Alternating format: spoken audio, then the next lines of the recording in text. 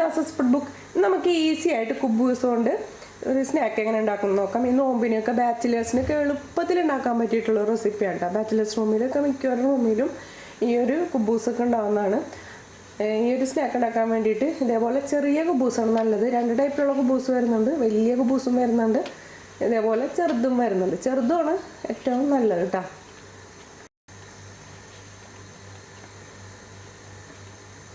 കുബൂസ് നമുക്ക് ഇഷ്ടമുള്ള ഷേപ്പിൽ മുറിച്ചെടുക്കാം കേട്ടോ. ഞാൻ ഇതേപോലെയാണ് മുറിച്ചെടുക്കുന്നത്.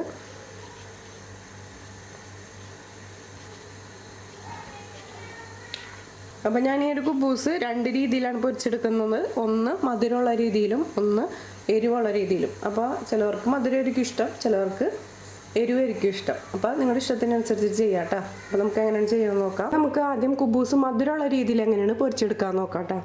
അപ്പോൾ അതിന് വേണ്ടിയിട്ട് ഞാനിവിടെ ഒരു മുട്ട എടുത്തിട്ടുണ്ട്. മുട്ട ഇതിലേക്ക് പ്ലേറ്റിലേക്ക് പൊടിച്ച് വെച്ച് കൊടുക്കുക.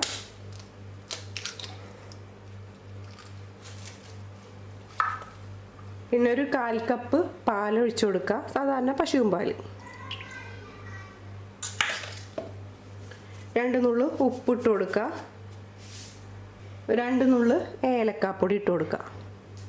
ഒരു 2 ടേബിൾ സ്പൂൺ നിറച്ച് പഞ്ചസാര ഇട്ട് കൊടുക്കുക. പഞ്ചസാരയുടെ അളവ് കൂട്ടുകയും കുറയ്ക്കുകയും ചെയ്യാം കേട്ടോ.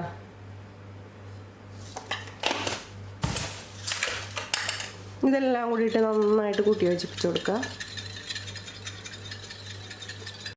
ഇനി നമുക്ക് ഈ കുബൂസ് പൊരിച്ചെടുക്കാൻ വേണ്ടിയിട്ട് ഒരു പാൻ വെച്ച് കൊടുക്കാം. ഇതിലേക്ക് ഒരു 2 ടേബിൾ സ്പൂൺ നെയ്യ് ചേർത്ത് കൊടുക്കുക. നെയ്യ് ചെയ്യുന്നതാണ് കേട്ടോ ടേസ്റ്റ് കൂടുതൽ.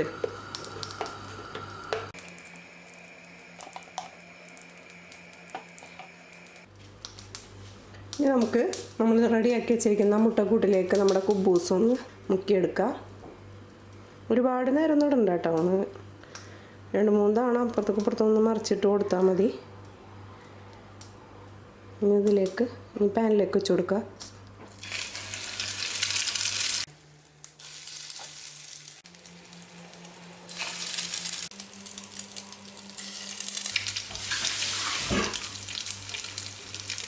ഈ കുബൂസ് ഒന്ന് തിരിച്ച് മറിച്ചിട്ട് കൊടുക്കുക.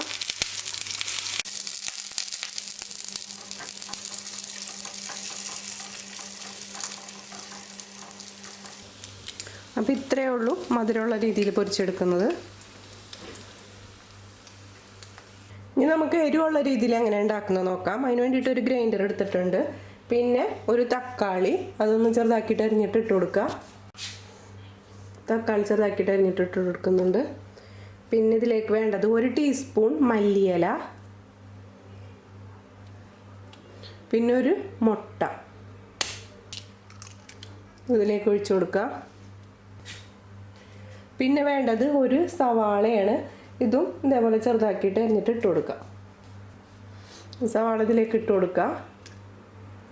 പിന്നെ ഒരു 1/4 ടീസ്പൂൺ ഗരം മസാലപ്പൊടി ചേർത്ത് കൊടുക്കുക. ആവശ്യത്തിന് ഉപ്പ് ചേർത്ത് കൊടുക്കുക. പിന്നെ ഒരു 1/2 ടീസ്പൂൺ മുളക് പൊടി ചേർത്ത് കൊടുക്കുക. ഇതെല്ലാം കൂടിയിട്ട് നന്നായിട്ടൊന്ന് അടിച്ചെടുക്കുക. അപ്പോൾ നമ്മുടെ അടിച്ച കൂട്ട് നമുക്കൊരു പ്ലേറ്റിലേക്ക് ഒഴിച്ചു കൊടുക്കുക. കൂടുതൽ വേണമെന്നുണ്ടെങ്കിൽ ഇതിലേക്ക് മുളക് പൊടിയുടെ അളവ് കൂട്ടി കൊടുക്കുക കേട്ടോ. നമ്മൾ നേരത്തെ ചെയ്ത പോലെ തന്നെ 2 ടേബിൾ സ്പൂൺ നെയ്യ് ഒഴിച്ചു കൊടുക്കുക.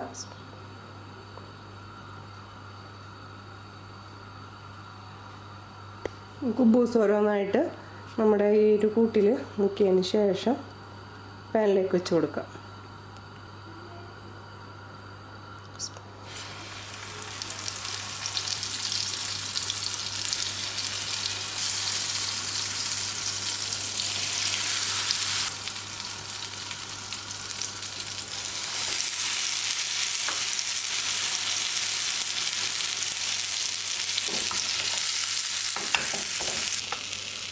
രണ്ട് വശവും തിരിച്ച് മറിച്ചിട്ട് കൊടുക്കുക.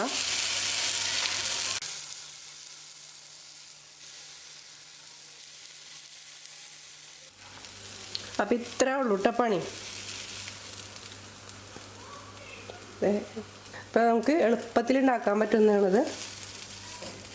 അപ്പം എല്ലാവരും ഒന്ന് ട്രൈ ചെയ്ത് നോക്കിക്കോട്ടോ. ചൂട് ചായയുടെ കൂടെയൊക്കെ നല്ല ടേസ്റ്റാണ്. പിന്നെ വേറൊരു കാര്യമുള്ളത്, ഇത് ചൂടോടെ കഴിക്കാനാണ് കേട്ടോ ടേസ്റ്റ് കൂടുതൽ. അപ്പോൾ 2 രീതിയിൽ ഉണ്ടാക്കി കാണിച്ചിട്ടുണ്ട്.